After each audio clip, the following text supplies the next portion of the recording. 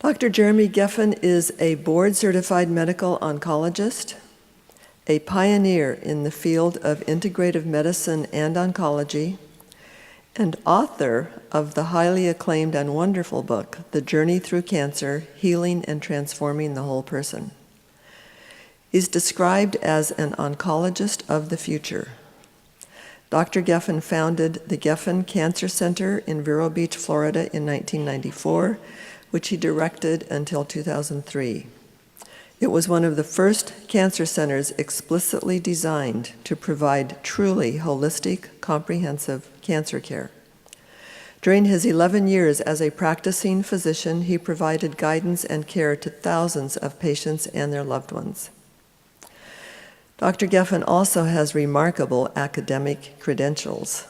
He's a summa cum laude graduate of Columbia University, received his MD degree with honors from New York University School of Medicine. He completed fellowship training in hematology and oncology at the University of California in San Francisco. In addition to his academic medical education and training, he has more than 30 years of experience exploring the great spiritual and healing traditions of the world. So he really does know how to address the full person, the whole person. Dr. Geffen's work is currently focused on writing, speaking, and consulting, and we are very fortunate to have him sharing with us today his inspiring message. Please welcome Dr. Jeremy Geffen.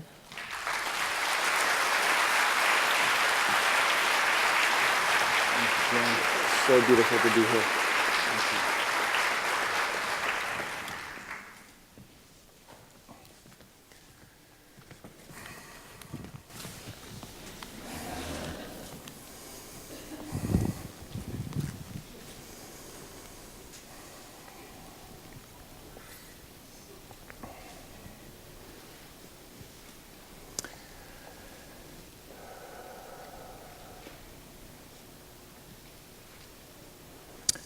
In 1985, I was riding in the back of a taxi with my father. And we were in New York City, where we both lived, and where I happened to be a senior in medical school at that time. And on this particular day, we were on our way back to my father's apartment after coming from a particularly difficult visit with his oncologist. A man who, about 2 months earlier, had given my father a diagnosis of metastatic gastric cancer.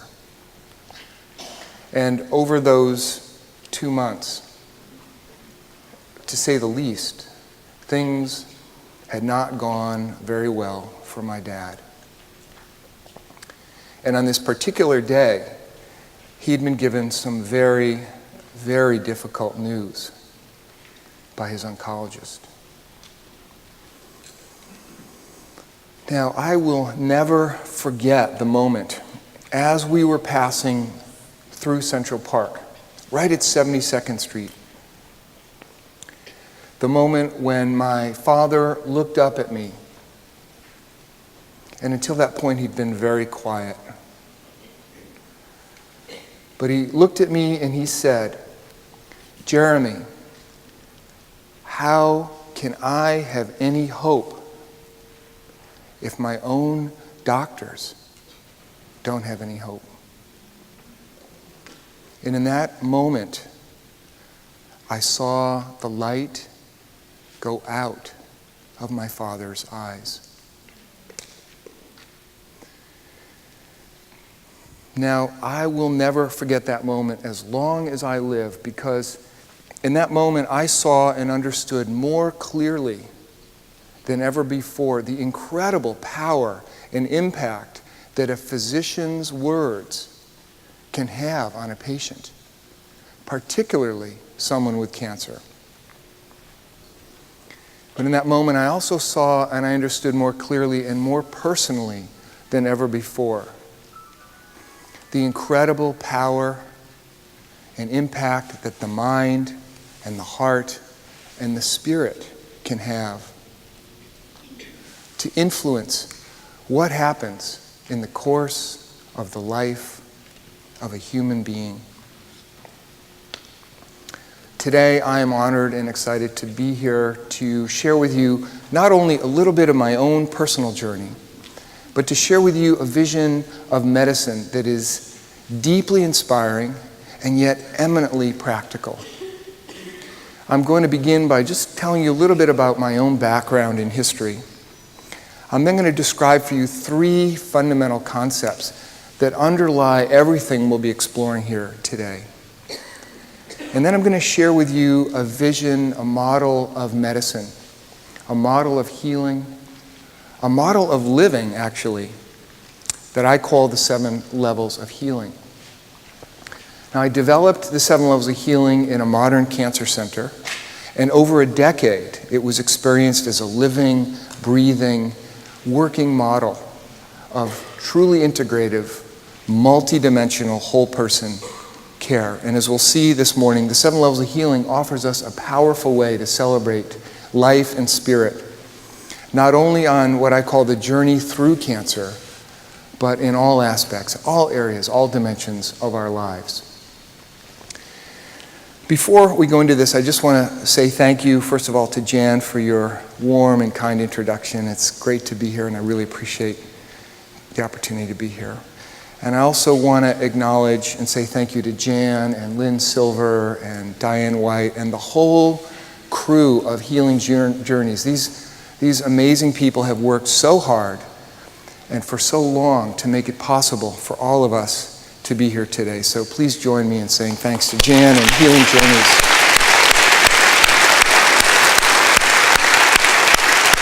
Thank you so much. I also want to acknowledge each and every one of you. First of all, for taking the time out of your incredibly busy lives to come and be here and to participate in this wonderful event.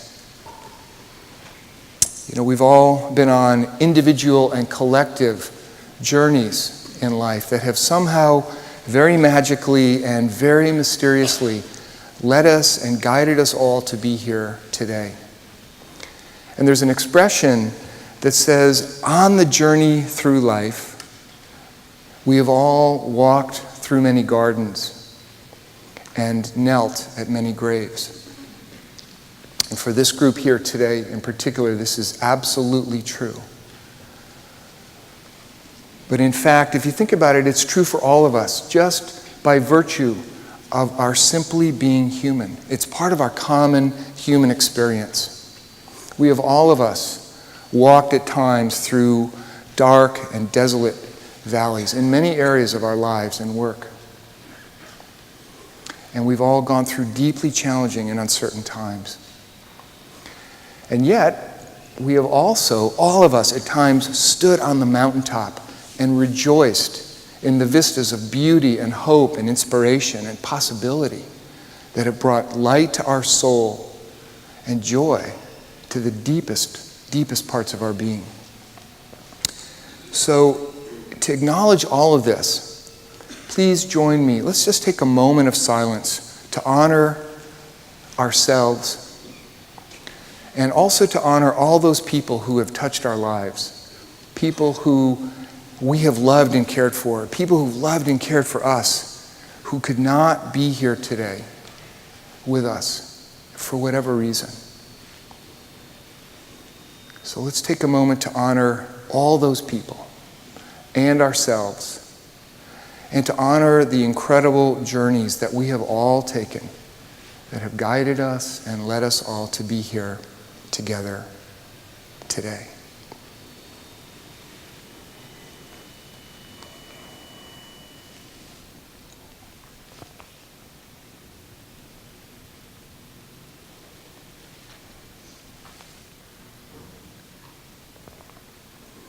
Beautiful. Thank you. Now, the journey that led me to be here today began long ago as a simple, personal, spiritual quest. And in my case, it began when I was a little boy. And I'm from New York, And I grew up in a Jewish family. And one of the rituals in my family was, when I was a little boy, occasionally on Friday evenings, but almost always on the high holy days, I would walk to temple with my grandfather. Now, being a little kid, 5, 6 years old, what do you want to do? You want to hop and skip and talk to your grandfather, who I love so much. And he said something very interesting to me. He said, Jeremy, no. He said, no. We're going to be in the presence of God. And I want you to prepare yourself by becoming quiet, by going inside. Now, this is sort of an unusual thing to say to a 5 or 6-year-old little boy, but I consider my grandfather really to be my first spiritual teacher, my first guru or rabbi. And because of this gift that he gave me, decades later, I still remember the incredible feeling of his loving touch as he held my hand.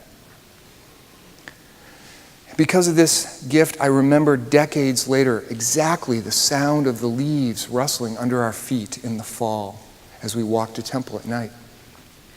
And because of this, I remember with such clarity and precision exactly what some clouds looked like as they were passing in front of a brilliant full moon that was bathing this night that we walked together. Now, as I was growing up, I had a best friend in school, and his name was Jimmy. And Jimmy came from a family that could not have been different from mine. First of all, Jimmy came from a Catholic family. And I'll never forget the first time I went over to his house after school, and it was just like going back to school because Jimmy had 12 brothers and sisters. So there were kids everywhere. And I remember thinking, man, how in the world is it possible to have 12 brothers and sisters? Well, it took me a while to figure out what that was all about. But by the time I got to med school, I'd figured it out. At any rate, one day, Jimmy and his family invited me to go to church. Now, I was a Jewish kid from New York. I'd never been to Catholic church. I'd never even been in a church, let alone a mass. And I will never forget, I was about 10 or 11, the first time I went with Jimmy and his family. There were 15 of us going to church. And what a special experience. And I remember walking in the doors of this Catholic church, and there on the wall ahead of us was this magnificent image, this crucifix of Jesus on the cross. And I'd never seen anything like this before. I was just dumbstruck. And I remember sitting in this Catholic church with Jimmy and his family and seeing the light streaming in through these stained glass windows. And I remember the smell of the frankincense and the sound of the choir. And I remember feeling covered head to toe with goosebumps and feeling the same sense of awe and reverence that I had felt walking to temple with my grandfather.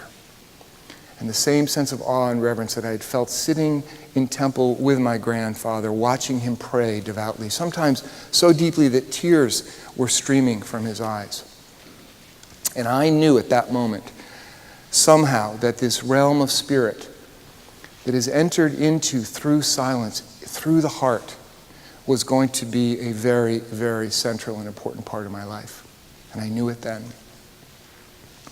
As I continued to grow up, became a teenager, I became interested in Eastern religions and spirituality. And when I was 19, I met a woman spiritual teacher, powerful, magnificent, beautiful woman.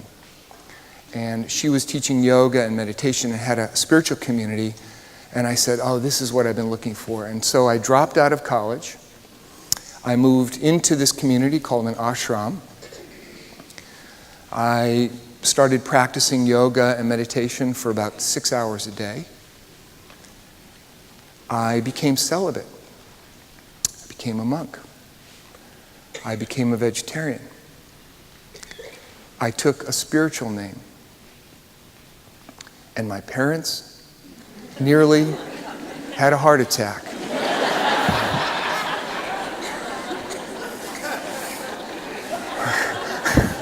Looking back, I can understand why. God bless my parents. They did a lot of breathing themselves through those years. and worrying. At any rate, I loved this community, and I thought I was going to spend the rest of my life as a monk. I had 150 brothers and sisters. I was living in the countryside, amazingly healthy lifestyle. But I was diving very deep into these ancient and profound, sacred healing and spiritual traditions of the East in particular, but all over the world. Hinduism, Buddhism, Advaita, Vedanta, mystical traditions of Christianity, the Kabbalah. It was just an amazing opportunity to dive deeply and swim in these waters of knowledge and wisdom that are ancient. And I thought I was going to spend the rest of my life here. And I had a ritual. I had a little closet. It was about 4 feet by 4 feet. And every morning, early, 4 or 5 o'clock in the morning, I'd get up and I'd take a shower and I'd go into my closet and light some candles. And I had pictures of the saints and sages on the wall. And it was a holy little temple for me. And I'd go in there and do my breathing and go deep inside into meditation. And after a number of years, I was there about 4 years, I started to hear a voice in meditation calling to me. It said, Jeremy, Jeremy, like whispering. I was 23 and I was excited. I thought, oh man, I'm about to get enlightened here. I'm 23, 4 years of yoga. I'm about to receive the wisdom, the knowledge of the ages. Oh God, I was excited. I could not wait every morning to get in there and listen to this voice whispering, whispering, calling. It took weeks and weeks, but finally, after listening intently, I heard what the voice said. And here's what it said. Oy vey, Jeremy.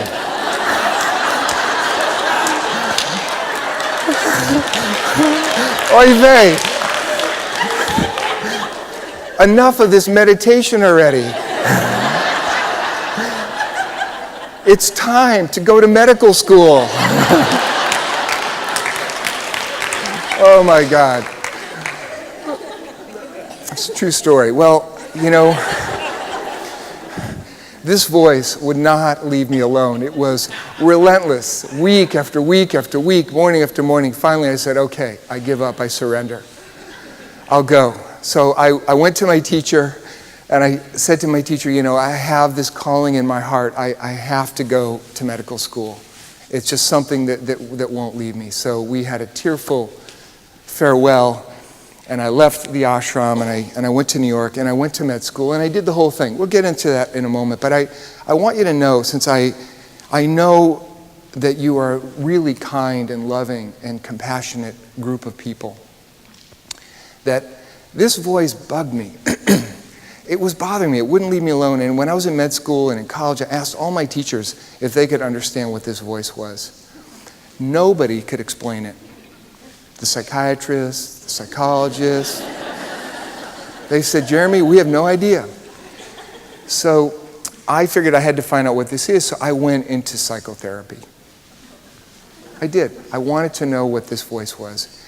And after 3 years of very deep, intense psychotherapy, I know you will be so happy and relieved to learn, as I did, finally, that this was not the voice of my mother. Whew. Man, that was a close call, I'll tell you. So anyway, here I am in medical school, and I was falling in love. I was just falling in love with science and medicine and biology. And I saw the power, the incredible power of these technologies to help human beings facing the most incredible challenges some of the most incredible challenges that we as human beings can face in this life. And I recognized immediately in the first week of medical school that I wanted to be an oncologist. I wanted to help and work and serve people and their loved ones, patients, family members dealing with cancer. And I recognize this because people, as you well know, people with cancer are quite literally living on the edge of two worlds. Now, on the one hand, they have medical issues that are serious and complex and require skill. And they need and deserve the most meticulous, impeccable advances in science and medicine that we can bring and offer. There's no doubt about that. But at the same time, people with cancer and their loved ones are quite often literally staring into the abyss of the unknown. Into the abyss of the unknown, not knowing what's going to happen. And so they need kindness, love, compassion, wisdom, caring as well. Now, I had a little problem in med school because everything I had been learning for years in the ashram about spiritual aspects of life and vegetarianism and the benefits of yoga and exercise and all these wonderful healing modalities, this was back in the 1980s. They were not very well honored, as you can imagine, in the halls of academic medicine, certainly not in New York City.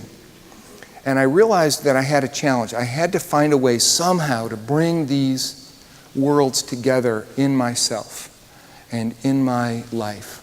It's like there were two parts of myself that I had to find a way to integrate. And so I began to think about how I could do this and started traveling to India and Tibet and Nepal during my medical studies and began to think, how can I bring these worlds together? And I continued to explore what it was like for people with cancer and what oncology was. And little could I have imagined or predicted how deeply I and my family would be plunged headfirst into what I call the journey through cancer when I was a senior and my dear dad got diagnosed with this very aggressive form of gastric cancer. See, in that moment, I really got what it's really like as a family member. I sat there going through this with him, and it was a baptism, a depth of experience that I could never have imagined before. I really saw what it's like for people going through this. And my father's prognosis was really difficult. It's a challenging diagnosis even today, but 21 years ago it was even tougher. And so we embarked on this search because remember, I had had all this experience for years in a spiritual community and traveling to India and Tibet and Nepal. I knew so much could be done to help my dad. And I searched all over the world for a cancer center where I could bring my father, where he could get the best of both worlds. The best that medicine had to offer, but where he would be embraced as a sacred human being, as a special man, not a cancer patient, not someone with a diagnosis, but a human being. I couldn't find this cancer center. And believe me, I looked. And I searched all over the world for an oncologist, someone who also could offer my dad the very best that science and medicine had to offer, but who could love him and care for him in a way that we were all aching for. And I couldn't find that oncologist. And in the pain and the crucible of that experience, the vision for my career was born. And I recognized and resolved that I would become an oncologist, I would finish my training, and one day I would build that cancer center that I wished so much had been there for my dad. And maybe, perhaps even more importantly, I vowed that one day I would become that oncologist that I wished so much had been there for my father. A doctor, a healer who could look as deeply into the heart and the soul and the spirit of a human being as he could look deeply into a pathology report or an MRI scan or a PET scan result. And so I finished my training, I went to residency, I went to my fellowship in hematology and oncology, and then completed my training, moved to Florida, and began to open this cancer center. And all during these years, I spent a lot of time, as much time as I could, with my patients, particularly those with cancer. And I talked to them, I listened to them, because I was possessed by a singular question. I really, really wanted to know the answer to this question. What does it take? But I mean really, what does it take for a human being to heal and transform at the deepest levels of our body, mind, heart, and spirit in the face of cancer or any other life challenge?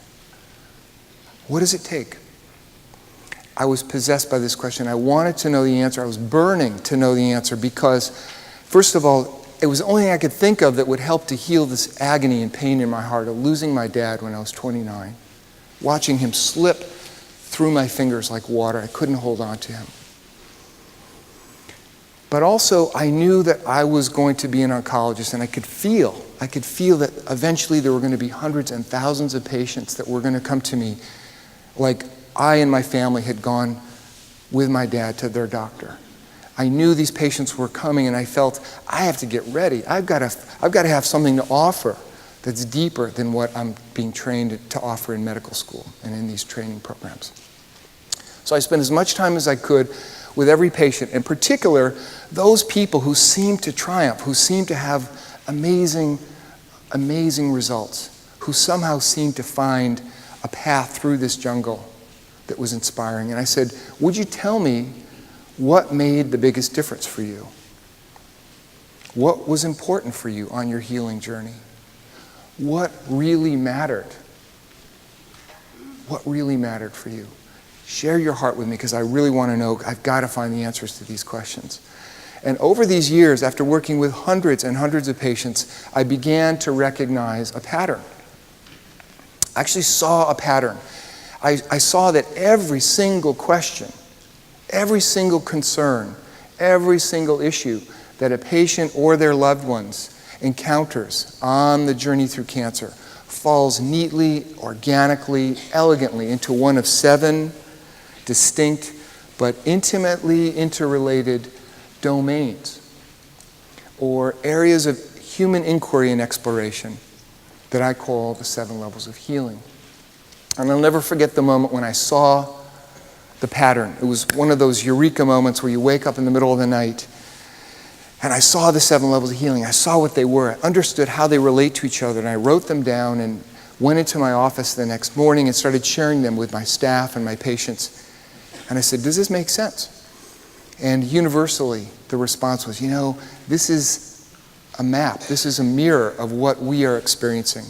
It was as if people had been dropped into the jungle of cancer, and now they'd been presented with a crystal clear map of exactly every hill and bump and twist and turn in this whole terrain. So they had the map. They knew how to navigate most skillfully and effectively through this process. So over the coming years, I developed the 7 levels of healing into a program, and we offered it to our patients over a decade. And it was quite beautiful. And we're going to spend our time this morning going through the 7 levels of healing so you can experience what they're like and begin to use them in your own lives, on your own journey, if you're a caregiver for yourself and your loved one, if you're a professional here today. Feel free to use this model, use these concepts in a way that will enrich your practice and your lives. Now, before we discuss or dive into the 7 levels of healing, I'd like to take a couple of minutes and just tell you about 3 fundamental concepts that underlie this vision of medicine and that really underlie everything we're exploring here today. And I'm going to take a few minutes to describe them for you because they're like golden threads that will weave through the 7 levels of healing and allow us to tie this up in a beautiful bow. And you can use them as well in your lives. So the first fundamental concept has to do with the fact that as human beings, we actually live in 2 domains simultaneously. On the one hand, we live in what we could call the domain of doing. The domain of doing. So the domain of doing has to do, of course, with everything that we do. All of our activity, our work, our efforts, our ego, our identity. Everything that we do every day to try to make a difference, to strive to be healthy, to cure cancer for ourselves or our loved ones, to make a contribution in the world. And to take care of our families. It's our social identity. It's who we believe we are and who we express to the world. And it's beautiful.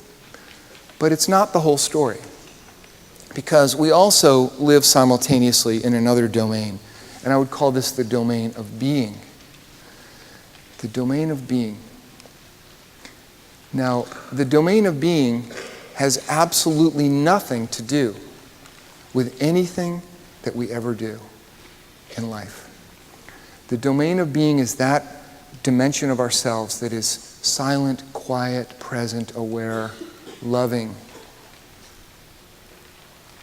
peaceful before we stir a single thought in our mind, before we even move a finger, even a tiny muscle. This domain of being is the deepest part of ourselves, and yet we miss it. We don't pay attention to it, and so we miss its gifts. And I point this out because the 7 levels of healing is designed explicitly to honor, embrace, and to acknowledge and to live fully in the domain of doing and the domain of being simultaneously. And to do this in the context of modern medicine and to do it in the context of our complex and modern lives. Okay, the second concept has to do with our motivation, our desire to do this work and to be here today and to ask, what are we really trying to accomplish? You know, in all my years and years and years of medical education and training, there were thousands of questions, thousands that were asked, and there were thousands of questions that were answered. But believe it or not, in all those years and in all those thousands of questions, there was one question that was never asked. And there was one question that was never answered. And it's sad because perhaps this one question is the most important question of all for a doctor. And the question is, what is the purpose of medicine, really? What really is our purpose? What are we really trying to accomplish? And I was just possessed like a crazy man. I wanted to know the answers to these questions, to heal my own broken heart and to prepare myself to be a doctor and a healer. And so I began to talk and ask and read and try to figure out what really is the purpose of medicine. And I discovered that in fact, I actually believe there are 2 purposes of medicine. There's what I would call the relative purpose of medicine and the ultimate. Now, the relative purpose of medicine is primarily where mainstream conventional medicine is focused. And it's also where not all, but a lot of the complementary and alternative therapies that are available today are focused. And it's quite simply and beautifully, actually, the relative purpose of medicine is to fix the problem. If we can, and to do this as skillfully, as elegantly, as efficiently, as economically as we can. And this is fine. It's to fix the problem. So if a woman has a breast cancer, the relative purpose, let's remove it if we can. Let's help cure her if we can. If someone has lung cancer, let's remove it if we can and help them get on with their lives. If someone has a broken bone, let's fix the bone and help them get walking again. And the relative purpose of medicine is the philosophical foundation that has led to all these incredible technologies that we know and love and use every day. But if you've lived a few years and you've been through an illness or two, you know as I do that there's a problem with the relative purpose of medicine. In fact, there are 2 problems. It's limited. First of all, despite our skill, despite our scientific genius, despite the incredible technologies that we have today, there are a lot of problems in the relative world that cannot be fixed in a mechanical way, as we all know.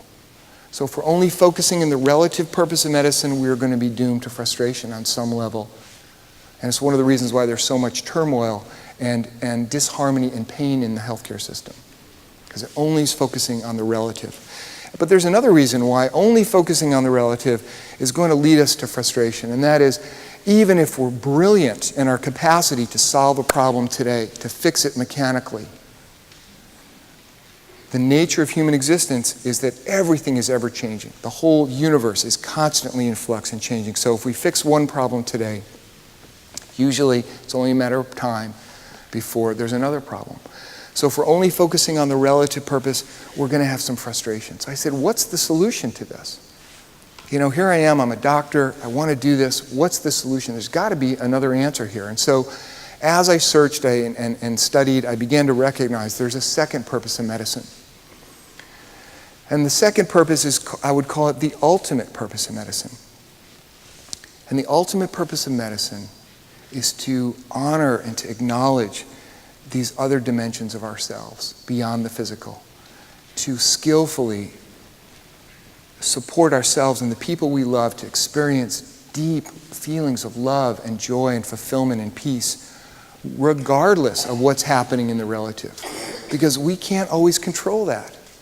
So the ultimate purpose of medicine is to help us discover who we really are and to help us experience the love and the joy and the fulfillment that's behind our desire to get well. It's what every one of us wants when we're sick and we want to go to the doctor. So I figured that it's time for medicine to acknowledge this openly without apologizing and say, yes, this is a proper and an appropriate domain for us as a culture to put our time and our attention and our resources, in addition to the relative purpose. And so the 7 levels of healing is designed explicitly to fulfill both the relative and the ultimate purposes of medicine. And again, to do this in the context of modern medicine and modern life. Now, the third concept that I want to mention is very simple, and it's very profound and important for today. It's quite simply that we are multidimensional beings, all of us. We are all multidimensional beings. And there's a metaphor, a beautiful metaphor that I think can help illustrate this. And that is that in some really interesting and curious ways, human beings are actually like icebergs. We're actually like icebergs. How many of you have actually seen the movie Titanic? Let me see a show of hands. Saw that movie? Okay. Do you remember the scene in that movie where these 2 guys were up in the crow's nest and it was late at night and they were shivering, it was cold up there, and they're looking out into the sky, the night watchman, and the moment when they saw this iceberg looming above the surface of the water, and at that moment they started ringing this bell, clang, clang, clanging this bell and calling down to the control room. And there was pandemonium and bedlam that was unleashed as they tried to turn this huge ship to the left to avoid this massive iceberg.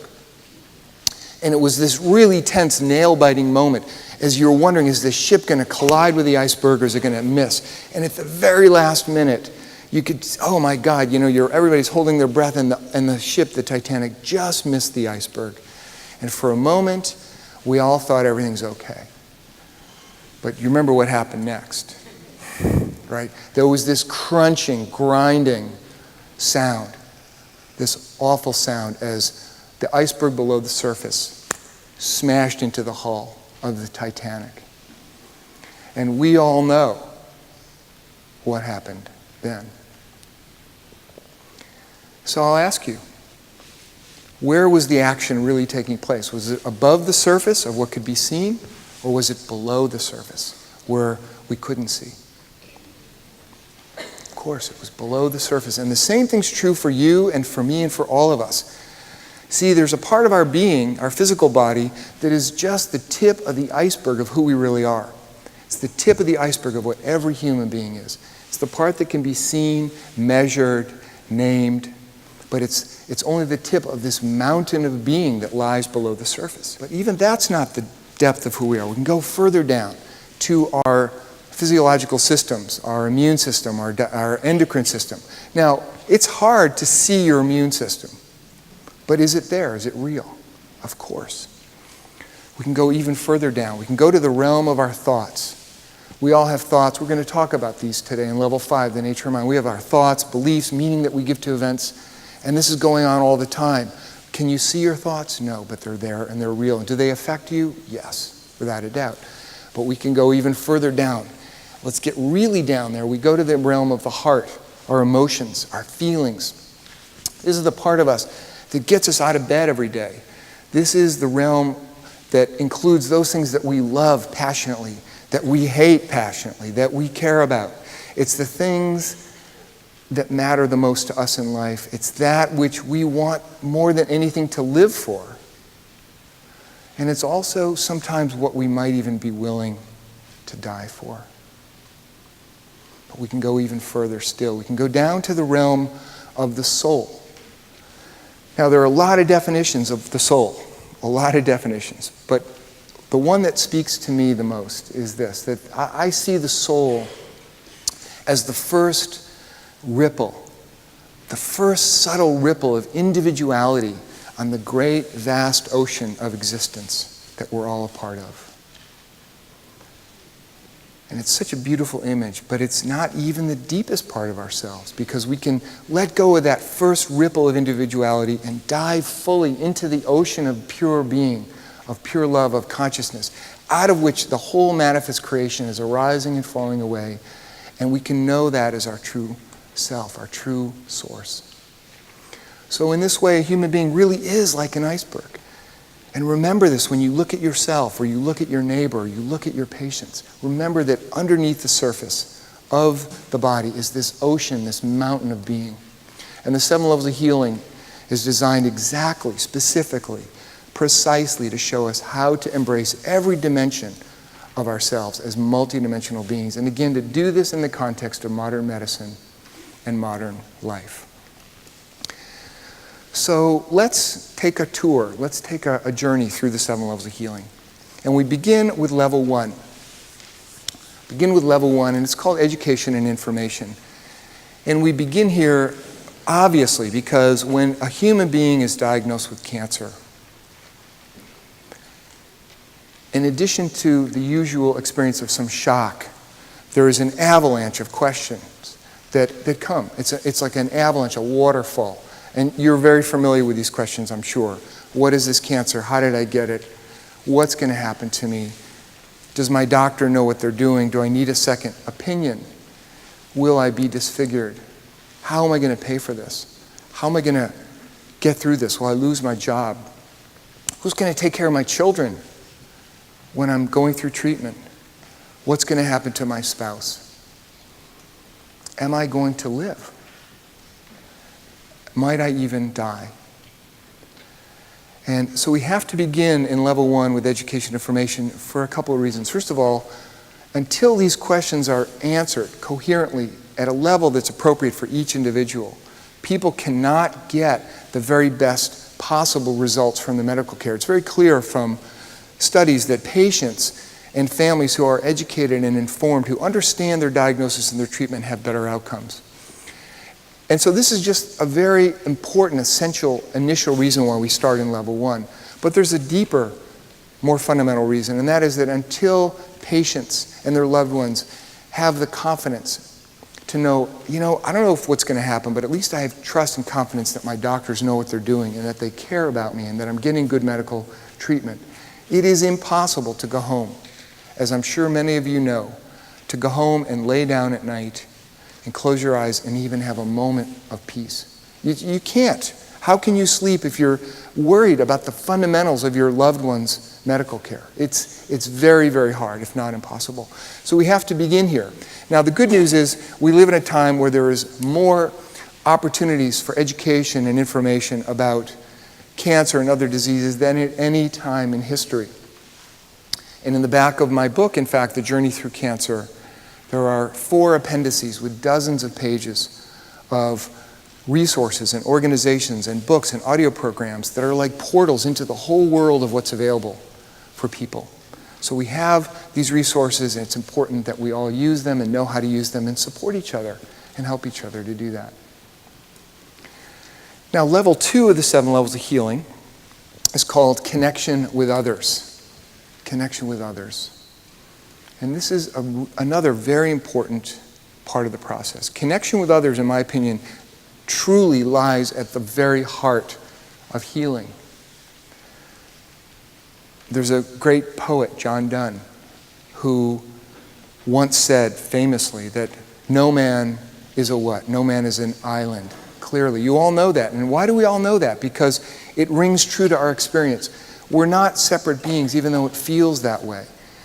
And on the journey through cancer, it is very, very important that we have this network of support and connection, which is being fulfilled, incidentally, through this organization, through this day, so beautifully. There are very few experiences in life that match a diagnosis of cancer that bring this to the forefront. The need, the urgency to be connected with others. The instinct to reach out to others in times of crisis is also part of our genetic heritage.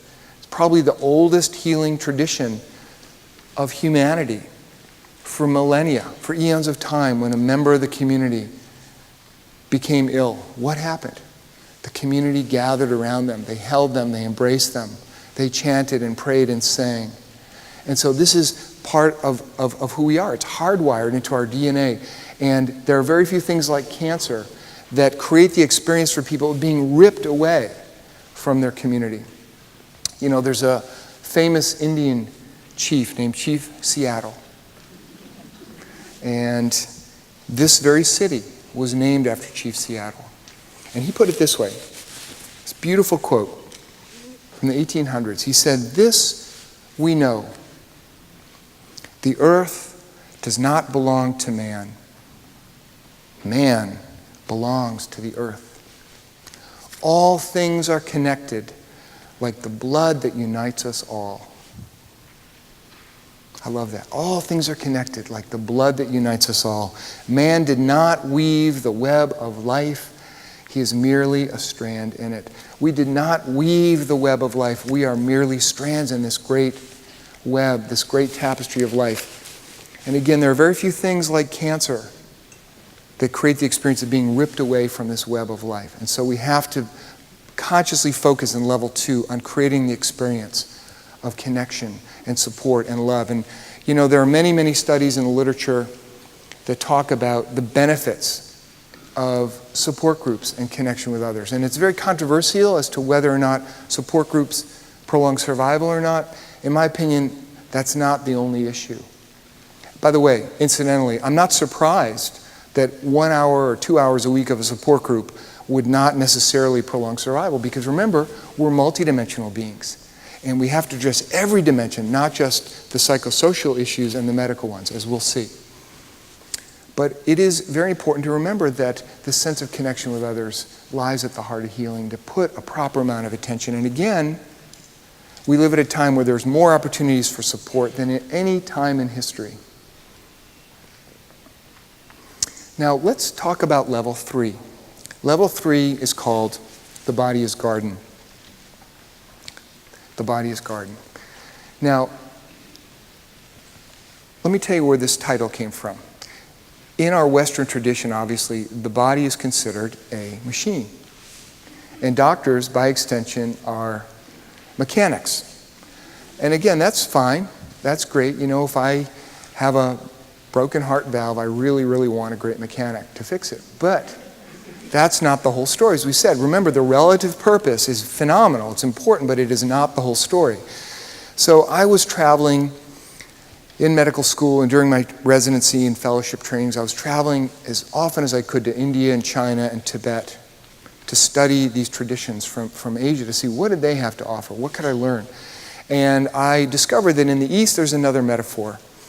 And the metaphor there is sometimes they think of the body not as a machine, but as a garden. And a metaphor is a powerful thing, if you think about it. Because not only is the body a garden, but it's actually a sacred and precious garden. So wow, now this is beautiful. And if that's the case, if our bodies are not just machines, but sacred, precious gardens, then doctors, by definition, can be gardeners. And even more importantly, if our body is a garden, guess who else gets to be a gardener? Yeah, we do. We get to begin to shift our thinking so that we can understand that we ourselves independently can begin to cultivate the gardens of our being in such a way, consistently over time, so that the fruits and the flowers of love and joy and vitality and fitness and all the fruits of life that we want have the best chance of blossoming and appearing and growing. Now, in my opinion, as an oncologist, working for many, many years in this field, level 3, the body is garden, is the ideal and appropriate place for this whole world, this universe of complementary and alternative medicine and therapies. It's the perfect place because all these therapies like diet, exercise, yoga, nutritional support, vitamins, supplements, acupuncture, Reiki, massage, and on and on and on. These wonderful therapies, they all do a number of things that are very in common. They all have a few common denominators. Think about it. What do? They either nourish the body, or they cleanse and detoxify, or they strengthen the body energetically, or they nurture the body. Now, of course, these are concepts that they don't talk about in medical school, but they're important and they're part of our lives, and thank goodness for it. So this is the realm where complementary and alternative therapies, I believe, has their proper home in mainstream medicine, in modern medicine and healthcare. But there's another beautiful gift that we can get from this metaphor, the body is garden. And that is, if you want to know what you need to have a healthy body, just ask yourself, what do you need to have a healthy garden? Answers a lot of questions for people. How many of you have done some gardening here? Let me see a show of hands. Okay, most of you. So you know, you have some experience. Now, what are some of the things that you need to have a healthy garden? Let me hear. Yeah, definitely. Water, right? Got to water your garden. So this is behind the admonition that we all drink 6 or 8 glasses of water every day. And I know that can be hard to do, but sip your water little by little throughout the day and just think of yourself as watering your garden. It'll change your life. What else do you need to have a healthy garden? Yeah, exactly. Fertilizer, right? You've got to fertilize your garden. So this corresponds, of course, to what? To diet and nutrition, eating good foods, filling our bodies with good fertilizer. So we've got water and fertilizer. What else do you need to have a healthy garden? Sunshine. Thank you. Yes. Now, can't grow a garden without sunshine. Can't grow a healthy human being without sunshine. You know, there's a disease. There's an illness for people who don't get enough sunshine, who are inside, and it's called SAD, S-A-D, seasonal affective disorder. So this goes far beyond vitamin D metabolism. And what else do we need to have a healthy garden? Yes, good soil, which relates to fertilizer. How about tilling the soil? You know, do you ever go out in the springtime and just plunk your seeds in there? We want to till the soil first, right? And when we till the soil, what are we doing? We're bringing oxygen deep to the roots. So this corresponds in our own lives, of course, to exercise. It's the reason why we need to exercise. We're bringing oxygen deep into our cells and our tissues. And a lot of people think that cancer cells actually are a little bit allergic to oxygen. You know, they like to grow. A lot of cancer cells like to grow in what are called anaerobic, deoxygenated environments. So we can really help ourselves with fertilizer and water and exercise and sunshine. But there's at least 2 other things we need. Patience, yes, thank you. When you plant your seeds on Sunday afternoon, you go home and you feel great. When you come back Monday morning, do you expect full-blown ripe tomatoes? No, of course. Why? There are seasons of life. Everything has a season. Everything flows with the seasons, and we need to connect with that. And there's one other really critical thing. Weeds, great, yes. Weeding the garden corresponds to cleansing our bodies, detoxifying our bodies. And there's many, many, many beautiful things that we can all do intelligently and over time to help remove toxins from our body. And in fact, there's even one more thing that's very important. Love, yes, thank you, thank you. We know that people who tend their gardens with love and care and maybe even play some music to their plants and really love them seem to have better and healthier gardens. The same is true for us. You know, what is the point of putting all these drugs and surgery and vitamins into our body if we hate our bodies, if we're not consciously sending love deep into ourself? And this is an epidemic in our culture. So we need to cultivate this experience of genuine love and gratitude for our physical bodies, the gardens that allow us to be here and to share and to communicate and to grow and learn. So I would ask you just to take a moment and think to yourself, you know, between diet and exercise and water and sunshine and detoxification and fertilizer and patience and love, which one or 2 of these would speak to you the most? Like if you were to put your attention for a couple of weeks, where do you think intuitively you could get the most benefit? You know, we're all working hard, doing a pretty good job. Where would you improve your life by focusing? And just think to yourself and make that commitment. You know, I'm eating pretty well, I'm exercising pretty well, but I'm sure not loving myself. Or I'm loving myself, but I'm not really exercising. Whatever it is for you, just think about that. And see if you can just make a commitment to yourself right now for the next 2 or 3 weeks to really focus on that and see what happens. This, you know, in a way, if you take nothing else from what I'm sharing with you today, but this one metaphor, it will change your life profoundly. So now let's talk about level 4, emotional healing. In level 4, there's a big transition. We're beginning to let go of our awareness in the outer world and to turn it inward into the heart, into our emotional realm. We're now going deeper in the iceberg metaphor, down below the surface. And this is a critical area because certainly in life, but especially when dealing with cancer, there is usually a roller coaster ride of emotions that are universal. I know because I went through them myself with my family and my father, and as an oncologist, I've walked and been on this roller coaster ride with thousands of people.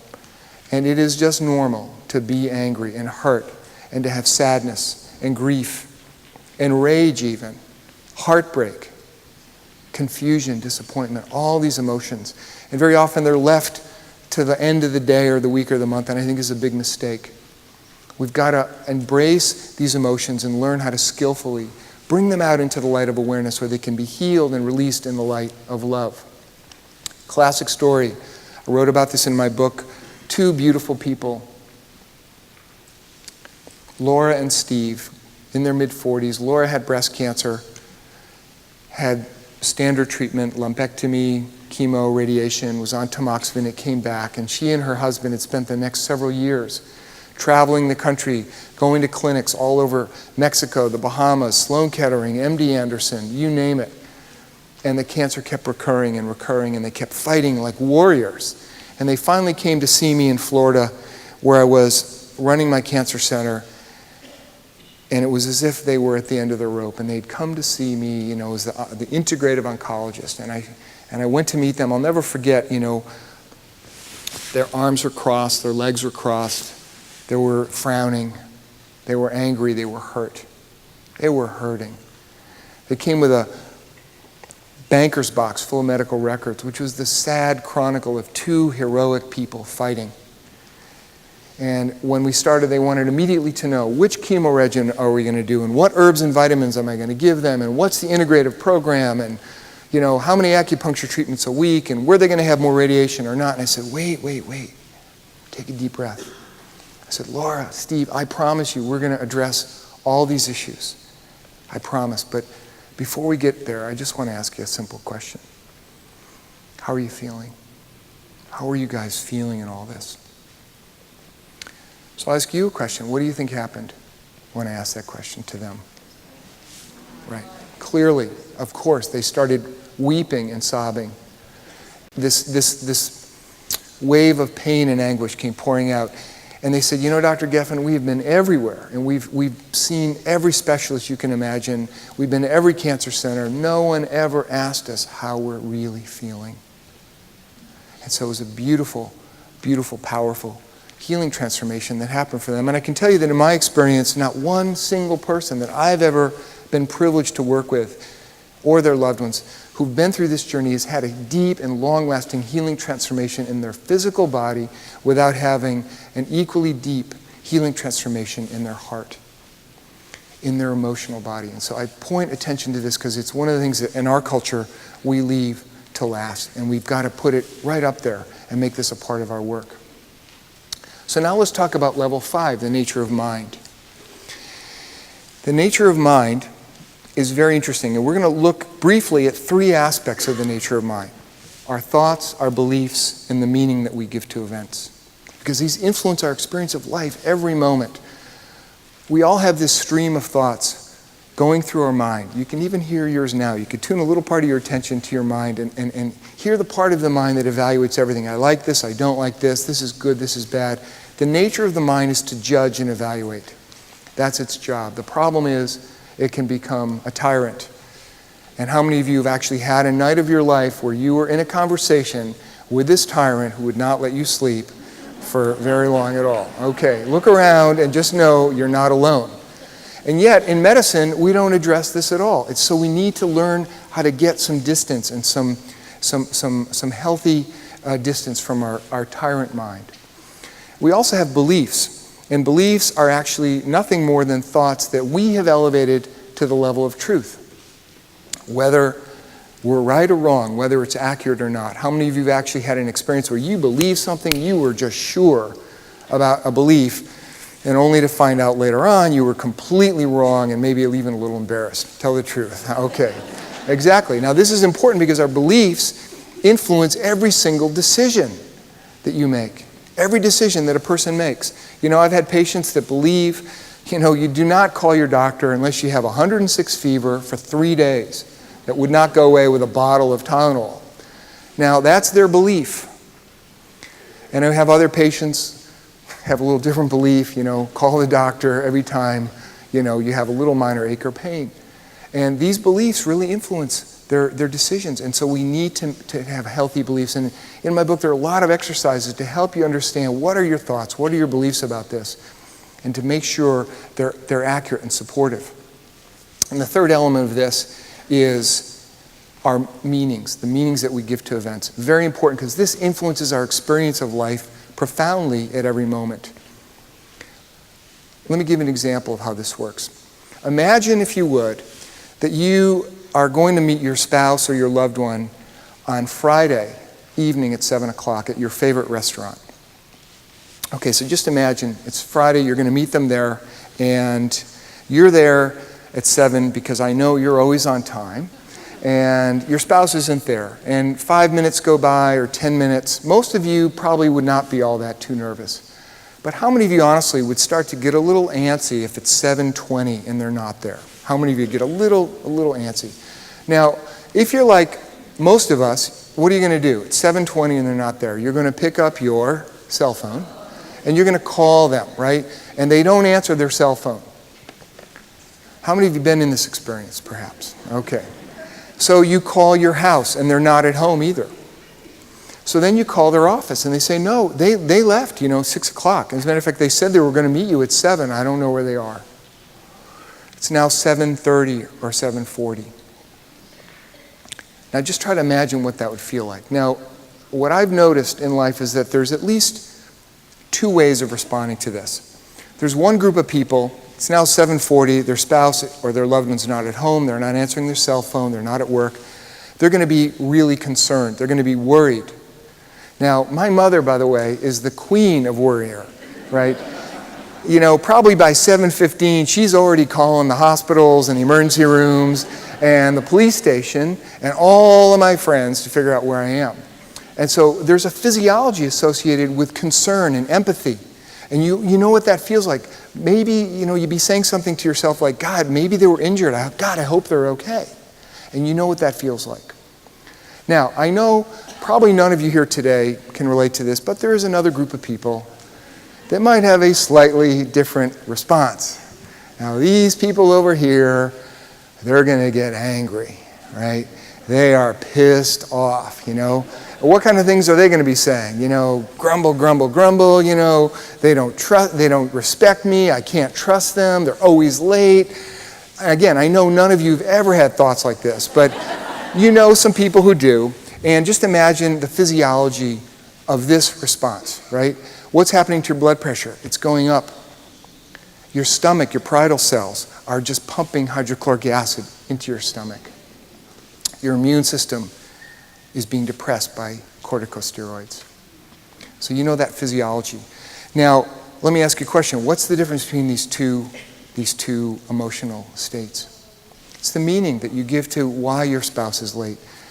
Another example, Jim and George are 2 beautiful men in their 50s who had metastatic melanoma. And you could hardly tell these 2 men apart because they both were married, both had 2 children, deep religious faith, both loving men. You could hardly distinguish them if you put their pathology slides up or their CAT scans side by side. And yet they were completely different people. Jim was an angry person. This is the kind of guy that you could never do enough for. When he was in the hospital, the food was too cold or too hot. Tried to make an appointment, it never worked out. Some of you may have known someone like this. Very hard man to take care of, but beautiful in his own way. And I asked him one day, Jim, why do you think you got cancer? Would you share it with me? And I'll never forget, he looked at me and he said, Dr. Geffen, I know why I got cancer. I got cancer because I'm a sinner. I'm a sinner. And God is punishing me for my sins. So it was like, yeah. It was like getting just, kicked in the stomach. stabbed in the heart when I heard this. This was a beautiful man, even though he was angry and he was difficult. And so I did an intervention with him over the ensuing days where we talked about this, and I asked him some questions, and he developed on his own a completely new meaning for this illness, and it transformed his whole experience. And I'm not going to tell you that it extended his life by a day or an hour. I don't know whether it did. But I'll tell you what, it completely transformed his experience of life. It completely transformed how everybody else around him related. What do you think it did to his relationship with his wife? Big, big change. And maybe the most important thing of all, if you think about it, is the impact this small but powerful transformation had on the legacy that he left his children, because they remembered their dad as a kind and loving man who people loved to be around, not as an angry, bitter, nasty guy. Now, George, totally different. George was kind and loving and sweet, and this is a guy who was just radiating love even when he was unbelievably sick. And I asked him one day, George, why do you believe you got cancer? And he said, Dr. Geffen, I don't know. I don't know, and I wish to God I never had this, but I'll tell you what. This illness, this disease, this journey has brought me closer to my Creator and to my loved ones than I could have ever imagined. I never dreamed also there were so many loving, caring people in the world, strangers, who've been there to help me. So I wish it never happened, but it's okay. It's okay.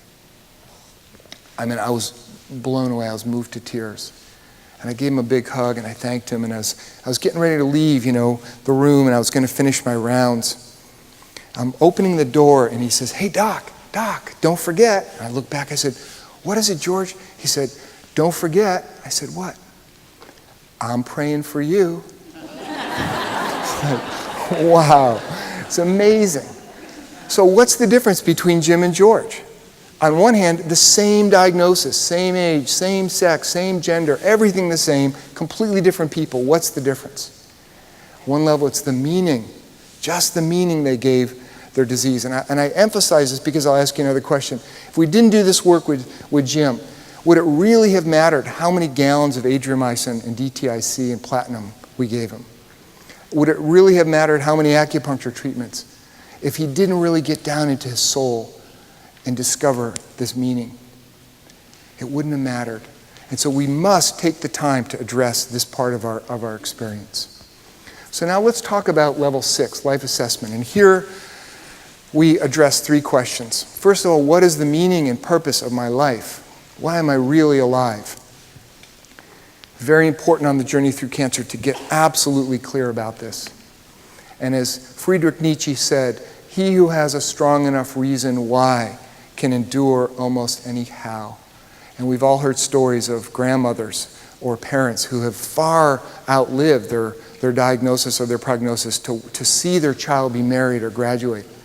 When we have this drive to live, it liberates energy that we must honor.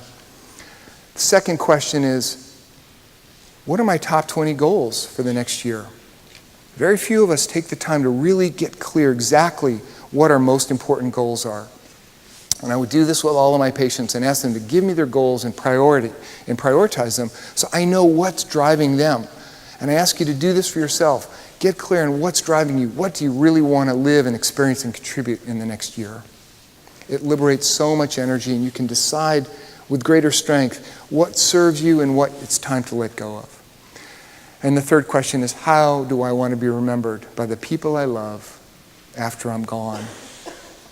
And when people write this out and share it with their loved ones, because we're all going to go someday, even if we're cured of cancer, we're all going to leave the earth.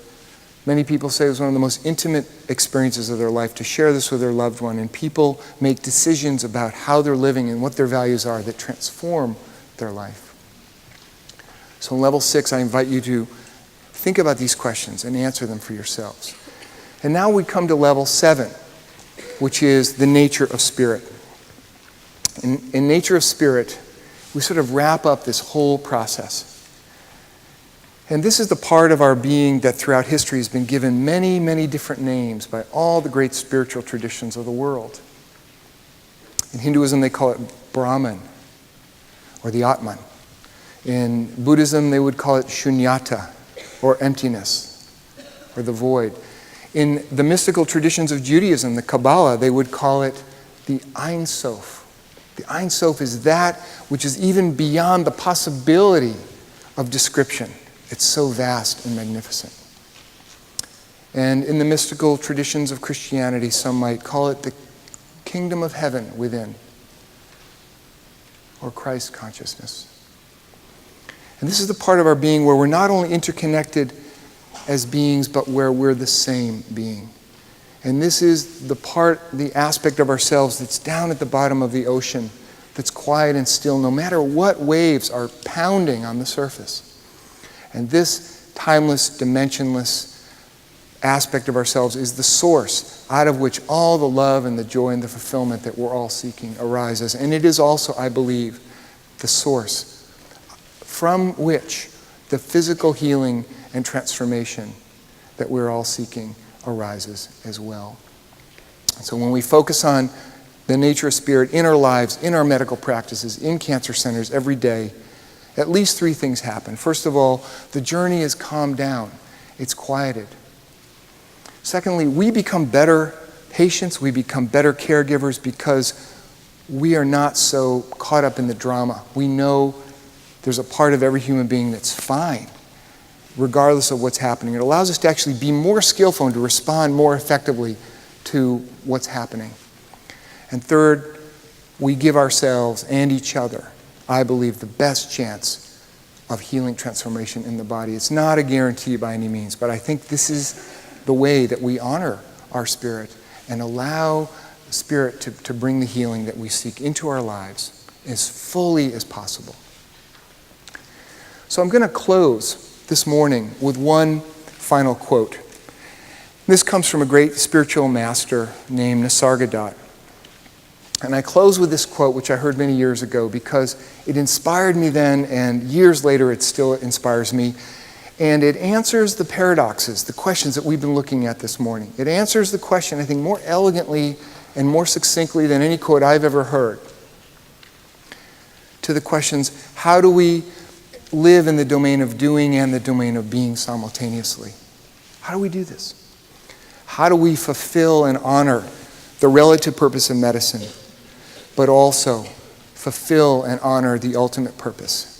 And how do we honor and respect and love and cherish every dimension of our beings as multidimensional beings in the context of modern medicine and modern life? So Nisargadatta said, "When I see that I am nothing, that is wisdom. And when I see that I am everything, that is love. And between these two, my life moves. When I see that I am nothing, that is wisdom. And when I see that I am everything, that is love. And between these two, my life moves." So I leave you this morning with my prayer, my most fervent wish, that all of us will have the wisdom, the grace, the courage, the humility, the inspiration to choose to live our lives in this way, moving always back and forth between wisdom and love. Thank you so much for your time. Thank you. Thank you. Thank you. Thank you.